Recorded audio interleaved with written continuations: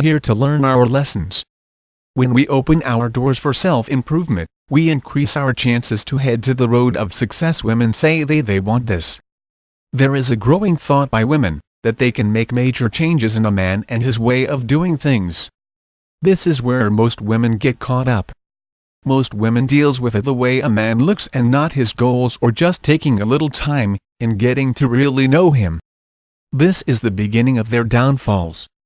He catches the fact that she may have a low self-esteem or self-worth, and he plays on that to get what he wants for that moment.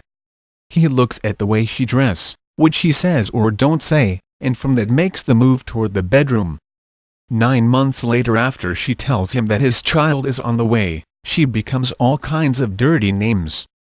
His judgment and statements comes from the way this woman first approached him, how she was dressed, and how she acted towards him as a man, as he becomes more disrespectful.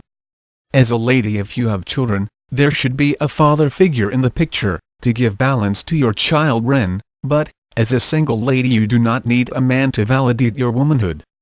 One cannot find happiness or joy from others, this must come within.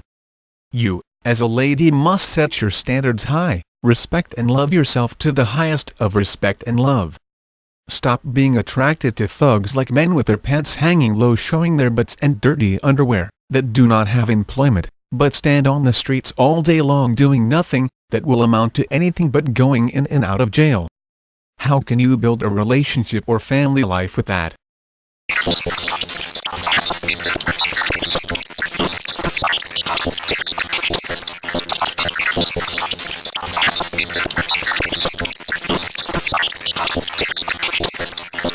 Justice for all is just that.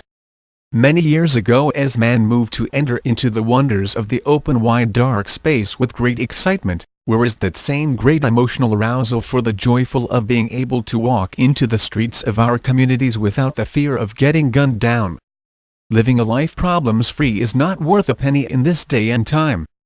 Where has all of the feeling of loving and giving to others, loving one's neighbor as one loves self? But I guess that is one of the problems within itself. Many do not love self, and has a great deal of self-hating among us, whereas having faith in our higher power, that everything is going to go well from day to day, as each of us follow the commandments.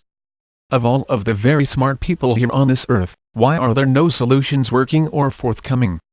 Or is that many do not want to find solutions out of fear itself of other races and people, that they have not taken time to meet and know, and has made judgment upon them according to the news reports. Those that are killing in our streets are so few in size to the amount of the population of people in this city and county. Asking for justice for all is not asking too much, nor is it unfair to ask our elective officials to do their jobs to protect its citizens, as promised during election time. It's the time for justice for all, and it should be demanded by all. Each of us needs to stand under one voice that loudly speaks the unspoken truth. That everyone has the right to live free in a fearless city and world. The capacity for happiness and respectability are very important. Humans are liable to experience a variety of afflictions, but they are commonly endowed with a capacity for happiness and respectability. There is no guarantee, however, that they will exercise this capacity at all times and to the maximum, whatever happens. Depression and shame remain a possibility, which increases with the severity of their afflictions and the difficulty of living up to the values that are necessary for their happiness and respectability: courage, efficiency, wisdom, and nobility. Living up to these values is never easy, even under extremely favorable circumstances. It requires an effort of will. To make or not to make this effort is the question, central to the human existence. This question is difficult in proportion to the weight of suffering that bears on humans, while their dignity hangs in the balance.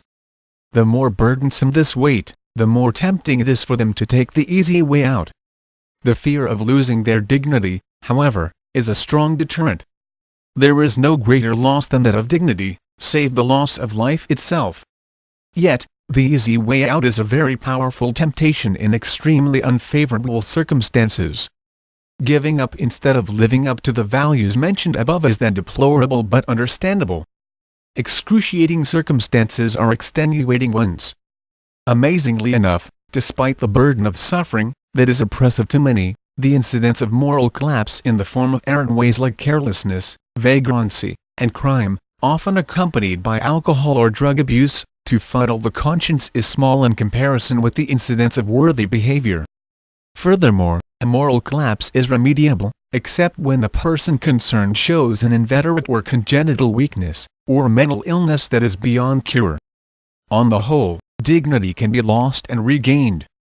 As for those who resist quitting the struggle for worthiness, they rarely do their best.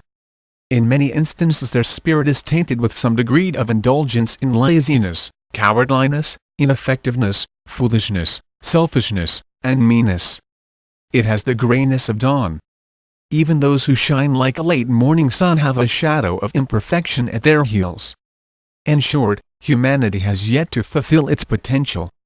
While there is much courage, efficiency, wisdom, and nobility in the world, much happiness and respectability, there could be a whole lot more.